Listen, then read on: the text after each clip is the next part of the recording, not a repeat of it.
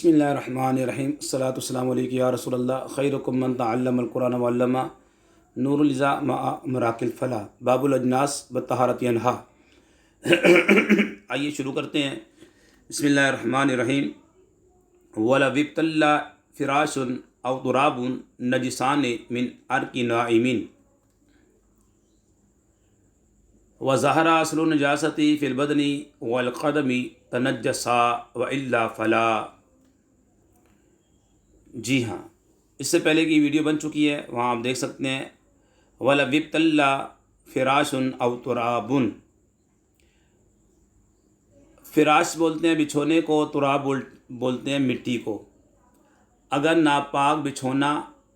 یا مٹی، اگر ناپاک بچھونا فراشن او ترابن، یہ معطوف ہے، یہ معطوف او ترابن یا مٹی، من عرق نائمین، سونے والے کے پسینے، عرق بولتے ہیں پسینہ اور نائمین بولتے ہیں سونے والا، سونے والے کے پسینے، او بلالی قدمین، یا قدموں کی رطوبت سے، ابتلا، اب فعل کا ترجمہ کریں گے، تر ہو جائے۔ ٹھیک ہے، پھر دیکھ لیں فراشن، کیونکہ جب فعل فاعل ہو تو آخر میں فعل کا ترجمہ کرتے ہیں۔ فراشن او ترابن، اگر ناپاک بچھونا یا مٹی، من عرق نائمین، آئیے متعلق کا ترجمہ کریں گے، سونے والے کے پسینے، او بلالی قدمین، یا قدموں کی رطوبت سے، ابتلا، تر ہو جائیں، اور ظہر اثر نجاستی فی البدن والقدم تنجسا، اور نجاست کا اثر جسم اور پاؤں میں ظاہر ہو جائے۔ یہ آخر میں ہم نے فعل کا ترجمہ کیا،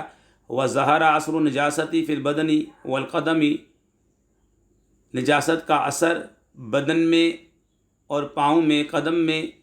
ظہر ظاہر ہو جائے، تو تنجسا، تو ناپاک ہو جائیں گے، وَإِلَّا، وگرنہ نہیں۔ کما لا ينجس ثوب جاف طاہر لف فی ثوب رطب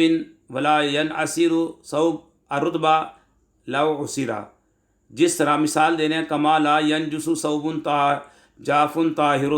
ثوب کپڑے کو بولتے ہیں، جاف خشک، طاہر پاک کپڑا، یہ موصوف صفت بن جائیں گے سارے، ثوب کی دو صفات آ رہی ہیں، یعنی جس طرح وہ خشک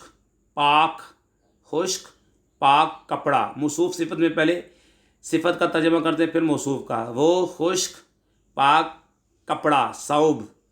وہ خشک پاک کپڑا، لا ینجسو، ناپاک نہیں ہوتا، لفا فی ثوب رطب، جسے ایسے ناپاک تر کپڑے میں لپیٹا گیا جس کی رطوبت کو نچوڑا جائے، لو عسرا، اگر اس کی رطوبت کو نچوڑا جائے تو اس سے کچھ نہیں نکلتا، یعنی نچوڑا نہیں جاتا۔ تر کپڑا، اگر آگے بتا رہے ہیں، ولا ينجس ثوب رطب بنشره علی الارض نجسۃ یابسۃ، اب بتا رہے ہیں تر کپڑا، ثوب رطب، تر کپڑا، بنشره علی ارض نجسۃ یابسۃ، خشک ناپاک، یابسۃ خشک، بنجسۃ ناپاک، ارض زمین پر، بنشره بچھایا جائے، جس سے وہ زمین، فتندت منہ، جس سے وہ زمین تر ہو جائے، لا ینجسو، تو وہ ناپاک نہیں ہوگا۔ ولا بریح حبت علی نجاست فاصابت الثوب الا ان یظہر اثرها فیہ، اسی طرح اس ہوا سے بھی کپڑا ناپاک نہیں ہوتا جو نجاست پر چلی، بریح حبت علی نجاست، ایسی ہوا جو کہ نجاست پر چلی، فاصابت الثوب، اور اس کپڑے تک پہنچ گئی،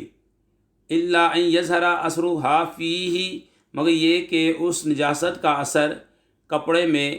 ظاہر ہو جائے، اگر اس نجاست کا اثر کپڑے میں ظاہر ہو جائے گا تو کپڑا ناپاک ہوگا،